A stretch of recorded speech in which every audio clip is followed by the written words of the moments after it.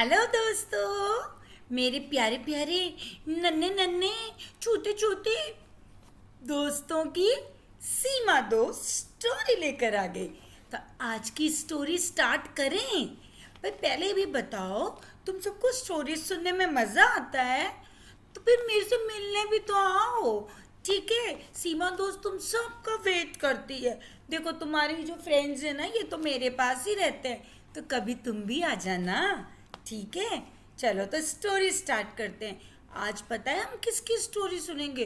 जो एक बहुत बड़ा एनिमल होता है, बताओ कौन सा? Yes, elephant. जिसकी बड़ी सी ट्रंक होती है। ठीक है, एलिफेंट और एक छोटी सी नन्ही सी प्यारी सी चींटी की कहानी, एंट होती है ना, उसकी कहानी सुनेंगे। ठीक है, तो चलो हम स्टार्ट करते हैं। अब स्टार्ट करने से पहले क्या करना है? क्लैपिंग करो जी, क्लैपिंग। ये देखो, ये तो ऐसे क्लैपिंग करता है। ठीक है, और तुम कैसे करते हो? 1 2 1 2 3 1 2 1 2 3 1 2 1 2 3। चलो, तो एक जंगल था, उसमें तुमको पता है जंगल में तो बहुत सारे एनिमल्स रहते हैं। वहाँ पर एक रहता था बहुत बड़ा एलिफेंट। और वो एलिफेंट को क्या था ना, ऐसा लगता था मैं बहुत ताकतवर हूँ, मैं तो बस सबको कुछ भी कर सकता हूँ। तो वो के सारे जो छोटे छोटे जानवर होते हैं ना, जैसे रैबिट है, डियर है, एंट है, सबको बहुत तंग करता था और फिर हंसता। और एक बार की बात है, उसने क्या किया कि वो चींटियां जहाँ रहती हैं उसको जानते हो क्या कहते हैं? उसको कहते हैं एंथिल्स। क्या कहते हैं चींटी के घर को? एंथिल्स। तुमने देखा होगा ना, चींटी अपना घर बना लेती है, वहाँ से खूब सारी चींटियाँ निकलती रहती हैं। तो एक बार उस वो जो था ना, कौन एलिफेंट, उसको एक शरारत सूझी। उसने क्या किया, अपनी सूंड में, ट्रंक में ऐसे पानी लिया और उनके एंथिल्स पे डाल दिया। चींटी के घर में पानी डाला तो सारी चींटियों को बाहर निकलना पड़ा और सब चींटियाँ बहुत दुखी हुई। और उन्होंने कहा, हाथी दादा ऐसा क्यों किया? हम तो कितनी छोटी छोटी हैं, अब हमको तंग कर रहे हो। तो उसने कहा, तंग नहीं, क्या तंग क्या किया है, मैं तुम सबको कुचल दूंगा, मैं बड़ा हूँ, मेरे में बहुत ताकत है। तो उन्होंने कहा कि आप में इतनी ताकत है तो उस ताकत को कोई आप ऐसे यूज़ करोगे? बोले हाँ, मेरा जैसा मन होगा मैं वैसे यूज़ करूँगा। तो उन्होंने कहा ठीक है भाई, अब क्या कर सकते हैं। तो क्या हुआ कि वो जो बहुत सारी एंट्स थी ना, चींटियाँ, उन्होंने एक मीटिंग करी। उन्होंने सोचा कि ऐसे डर डर के तो हम नहीं जी सकते, क्योंकि ये हाथी दादा तो हमको ऐसे ही परेशान करेंगे, और डर डर के जिएंगे तो फिर तो हम एक दिन ख़त्म हो जाएंगे।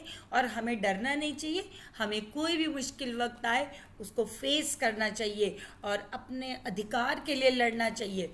तो उन्होंने क्या किया कि मीटिंग करी, उनमें एक बहुत इंटेलिजेंट चींटी थी। उसने कहा, मेरे पास आइडिया है, अब की बार हाथी दादा जब हमारे यहाँ पे आएंगे ना हमें तंग करने, तो देखना मैं तुम्हें एक बात बोलूँगी, तुम सब वो करना। तो उन्होंने कहा ठीक है भाई। तो फिर 2-3 दिन बाद फिर से वही हाथी दादा आए। वहाँ, मैं छोटी छोटी चींटियों, तुम्हारी इस दुनिया में कोई ज़रूरत नहीं है, मैं तुम सबको मार दूंगा। तो जैसे ही वो हाथी दादा चींटियों के पास आए, तो जो थी ना वो इंटेलिजेंट चींटी, उन्होंने कहा अटैक। और वो चींटियाँ क्या हुआ, जो हाथी दादा की ट्रंक थी ना, उसमें घुस गई, उनको काटने लगी। हाथी दादा यूँ घूमने लगा, उन्होंने कहा अरे छोड़ो मुझे, बचाओ बचाओ, अरे चींटियों निकलो मेरी सूंड से। अब वो तो खुद तो निकाल ही नहीं सकता था। फिर चींटियों से जब उन्होंने बहुत रिक्वेस्ट करी, रोने लग गए हाथी दादा।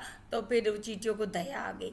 जो अच्छे लोग होते हैं उन वो कैसे होते हैं, काइंड होते हैं, कंपैशनेट होते हैं, वो दूसरों को तंग नहीं करते। तो वो चींटियाँ बाहर आ गई और उन्होंने कहा, हाथी दादा कुछ समझ बैठा कि बड़े होने से कुछ नहीं होता, आपको अच्छा होना चाहिए, तो और सबके साथ आपको बराबर का बिहेवियर करना चाहिए, और अगर आप इतने बड़े हो तो सबको प्रोटेक्ट करो।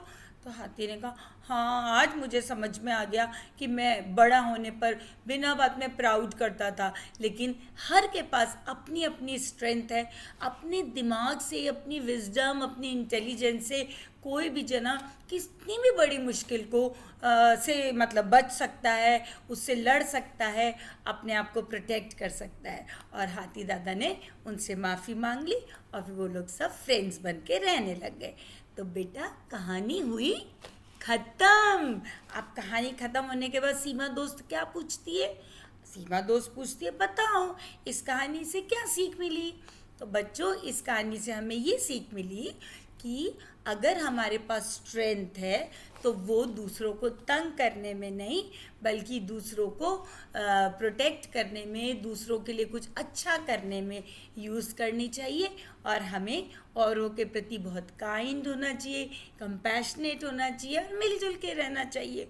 और किसी भी मुसीबत से घबराना नहीं चाहिए, मिलजुल कर सल्यूशन निकाल लेना चाहिए।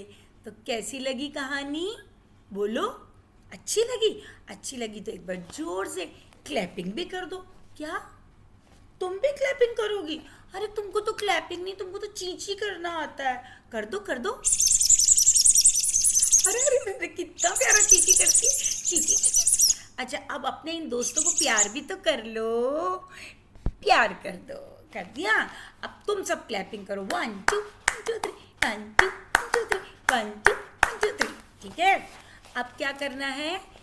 सबसे एक ही रिक्वेस्ट है कि अपने अपने फ्रेंड्स, अपने अपने अपने चाचा, अपने मामा, अपनी मौसी, सबसे क्या कहना है कि सीमा दोस्त के चैनल को सब्सक्राइब करो, लाइक करो, कमेंट करो और बेल आइकन दबाना मत भूलना।